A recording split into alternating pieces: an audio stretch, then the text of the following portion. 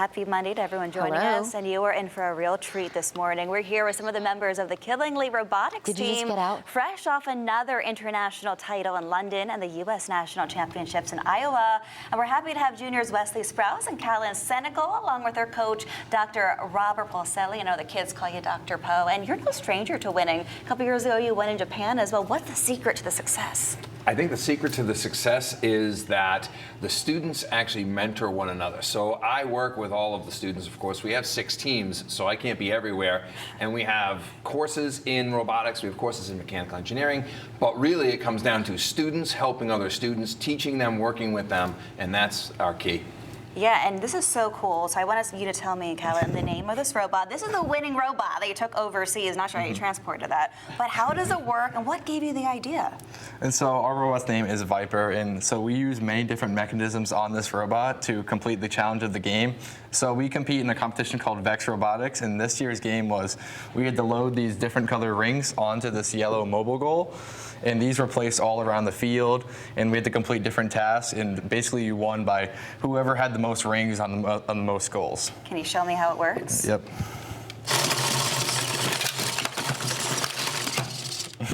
That's incredible. Basically, we have a mechanism that takes the rings from the bottom stage of our intake up to the upper stage and loads them onto the goal. Now, what do you want to do moving forward? I mean, this is great for STEM-related fields, preparing you for the future. Both of you want to do engineering. What about you, Wesley? Yeah, so recently, Vex also gives us the opportunity to go look at colleges. So earlier this year, we also competed at WPI. And really, throughout the season, you gain a lot of you educate yourself a lot on all the different fields in mechanical engineering. I think I might focus more on the computer science and coding side of things.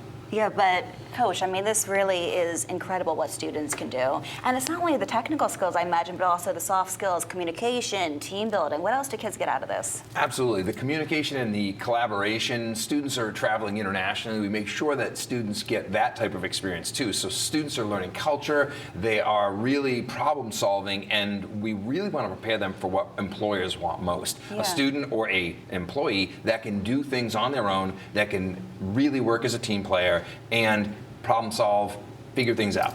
And Callan, can you walk me through how you get an idea like this and how you document this idea? It's a 7-step process, is that right? Yeah. So we go through our engineering design process, and basically we document it all in this notebook. And we have great project managers, Sam and Melody, and they document our entire thing. And so basically we have to start from scratch. So basically we have to identify what the problem was. And so I'll take, for example, our intake. We need to figure out a way how to get the rings from here to here. And so we went through solutions. We researched different designs. We tested different solutions. It's a big, long process. And I imagine. And what was it like over in England? How cool was it? Was it stressful? So it's very different to compete in a country that you're not familiar with. You don't know how everybody else is in terms of the competition. But fortunately, everything over there, because we all speak the same language, unlike our other trips, it was pretty easy to communicate with everybody and see like how they are compared to everybody over here in America.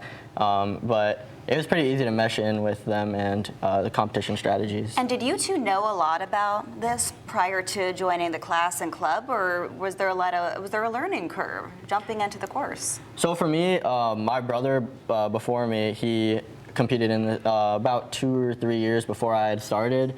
So I was able to go to some of the competitions and watch, and it's really interesting to see how everybody around the states and the countries, how they all come up with their own different designs and see all the uniqueness. Does everyone need to have a STEM background to enjoy something like this, or can you surprise yourself? Absolutely not. I'm glad you asked that question, because when we go out and we promote to our middle schools, and these guys mentor our middle school students, they do engineering design challenges. But I tell the kids, if you like to draw, if you like to design, if you like to lead, if you're on a team, those are skills that we're going to develop and make you even better. So there are many, many soft skills and many skills that you would think are non-traditional engineering skills like coding and building that would be great for a student to get involved with. Very cool. And you're going to be honored by the Connecticut House of Representatives in a couple of weeks. What's that about?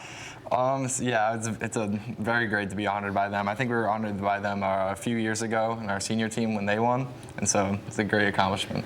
We could have the next future of innovators right here standing next to me. A large credit to you, Coach. So congrats to all of you. You have so much to celebrate, and good luck in the road ahead.